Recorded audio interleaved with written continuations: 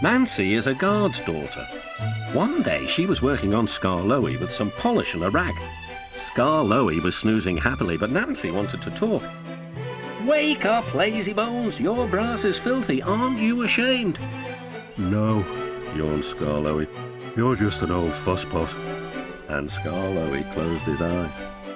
He was thinking about his friend Rheneas and all the good times they had shared together before Rheneas went away to be mended.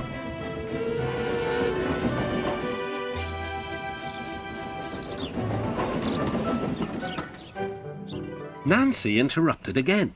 "Don't you want to look nice for when Rheneas comes home?" Skarloey wasn't sleepy anymore. "What? When?" "Soon, Daddy told me. I'm going now," she said. "Nancy, stop! Do I really look nice? Please, polish me again." "Now who's an old fusspot?" laughed Nancy, and set to work once more. Duncan was jealous. "Aren't you going to polish me too?" "Sorry, not today. I'm going now. I'm helping the refreshment lady this afternoon. We must get the ices ready for the passengers."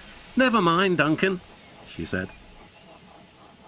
But Duncan did mind. "It isn't fair," he complained.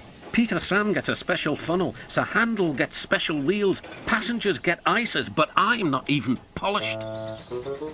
Of course, this wasn't true, but Duncan enjoyed complaining. He became sulkier still. That afternoon, there was bad news from up the line. "One of Skarloey's coaches has come off the rails," called Duncan's driver. "We'll have to take the workmen there right away." "All this extra work," grumbled Duncan. "It wears an engine out. Rubbish. Come on."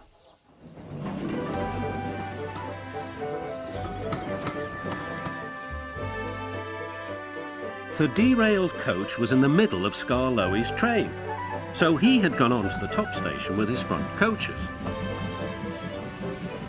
Duncan shunted the works train into the sidings and left the workmen to sort out the mess. Then he brought the passengers and the rear coaches home. He sulked all the way. "I get no rest, I get no rest," he muttered. Duncan made the journey very difficult. He was short of steam, so his driver waited a while in the hope of raising more. But Duncan wouldn't try. "We'll keep our passengers waiting," said his driver. Duncan was cross. "You always think about the passengers and never about me."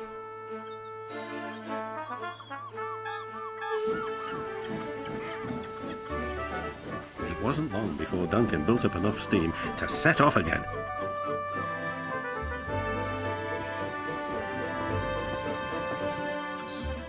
But he was still very grumpy and cross. "I'm overworked and I won't stand it." At last they reached the viaduct near the station. "Come on, Duncan," cajoled his driver. "One more effort and you'll have a rest and a drink at the station." Then Duncan was very rude. "Keep your old station. I'm staying here." And he did too. Skarloey had to haul Duncan and his train all the way to the platform.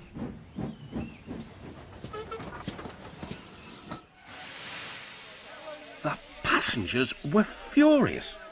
They told everyone what a bad railway it was. That night, the fat controller spoke to Duncan. "No passengers means no polish." "No polish means no passengers," Duncan muttered to himself. "He still has a lot to learn, doesn't he?"